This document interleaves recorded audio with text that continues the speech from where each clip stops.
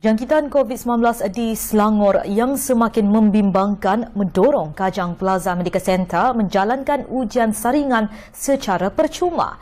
Melalui inisiatif tanggungjawab sosial korporat, 200 penduduk sekitar Meru dapat menjalani ujian saringan kaedah RT-PCR antigen bagi mengetahui status kesihatan mereka.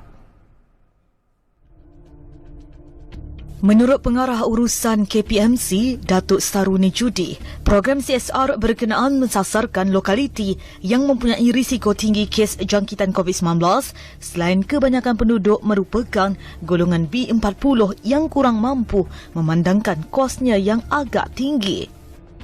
Pilihannya dua-dua. Pertama, menunggu kerajaan. Kerajaan sekarang ni sudah over capacity. Agak lewat. Kemudian pilihan yang kedua adalah dengan swasta. Dengan swasta kita tahu mesti ada bayaran yang agak membebankan apabila sudah ramai dalam satu keluarga. Maka menyedari hakikat ini, kita ni tadi swasta, NGO dan juga pimpinan setempat membuat satu program. Alhamdulillah, dengan sambutannya sangat menggalakkan. Kita membuat pendaftaran awal. Sebelum datang sini mereka semua sudah didaftarkan. Ada beratus-ratus lagi untuk nak buat pendaftaran, tapi kita terpaksa tolak buat masa ini kerana kita limitkan 200 orang dahulu.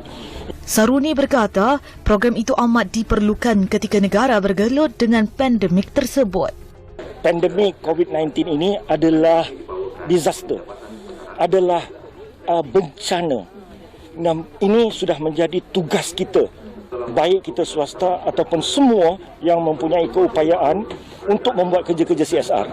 Program ujian saringan COVID-19 percuma ini turut dibantu iMedic dan Yayasan Ikhlas. Menurut Timbalan Pengerusi iMedic, Dr. Anas Ahmad Aziz, 15 petugas perubatan tampil membantu mengambil sampel ujian saringan COVID-19. Okey, jadi rapid test kit antigen yang kami menggunakan ni mempunyai sensitiviti yang sangat bagus, 96%. Jadi kami fikirkan walaupun kami buat program free dan kepada masyarakat setempat, janganlah kita bagi yang murah kan. Kita bagi yang betul-betul efektif, 96% and above sensitivity, dan keputusan dia hanya secepat 15 minit. Menurut Pengurus Besar Yayasan Ikhlas, Insinyur Kamarudin Kasim pula, dengan dana daripada orang ramai dan syarikat korporat, program ini akan dapat dilakukan dengan lebih kerap, terutamanya di kawasan yang mempunyai risiko jangkitan tinggi dan golongan B40. Jadi saya sekali-kali di sini mengambil peluang inilah, menyuruh masyarakat kita di Malaysia ini yang sememangnya sangat pemurah menjadi warga peduli dan prihatin. Bersama-sama Yayasan Ikhlas, bersama-sama tim kami KPMC, iMedic dan BBKL, kita bantu masyarakat. Sebab C19 ini kita tak tahu bila penghujung dan bagaimana nak menanganinya. Bukan satu isu.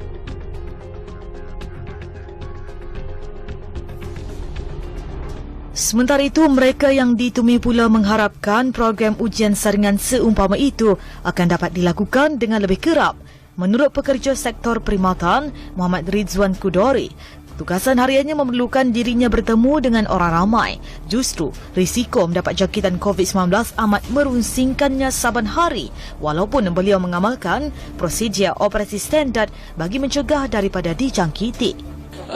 Saya bekerja dalam risiko yang berkemungkinan boleh kena sebab saya buat servis Kowe.